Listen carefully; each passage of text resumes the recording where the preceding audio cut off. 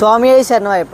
Hello guys, దారిలో వస్తుండగా శంకరం దాటిన తర్వాత నాకు ఒక వేప చెట్టు కనిపించింది. వేప చెట్టు కిందన ఒక పోలిపిల్లమ్మ తల్లి అని ఒక గుడి ఉంది.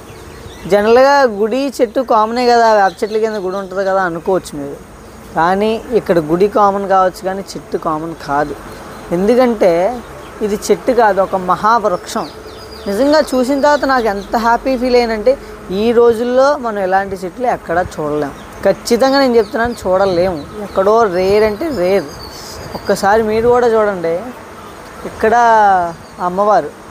అమ్మవారి సైడ్ నుంచి చెట్టు ఇలా చూడండి ఎంత పెద్దది ఉందో. చెట్టు పక్కన నేను అసలు కనబడట్లేదు, అంత పెద్ద చెట్టు ఇలాగ బయటకు వచ్చింది.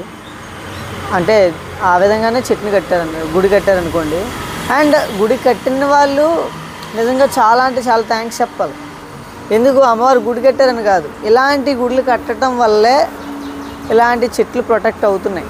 లేకపోతే రోడ్డు వైండింగ్ అనో అదనో ఇదనో ఖచ్చితంగా ఇలాంటి చెట్లు కూడా కొట్టిపారేస్తారు మనం. సో చెట్లు కాపాడుకోవాలంటే గుళ్ళు కట్టాల్సిన పరిస్థితి ఈ రోజుల్లో అయితే ఏర్పడింది. సో చూడండి ఎంత పెద్ద చెట్టు ఉందో, చూడండి మీరే చూడండి.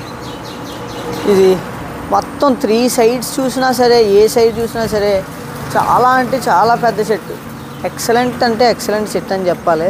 చెట్లు సంరక్షించాల్సిన బాధ్యత మనది.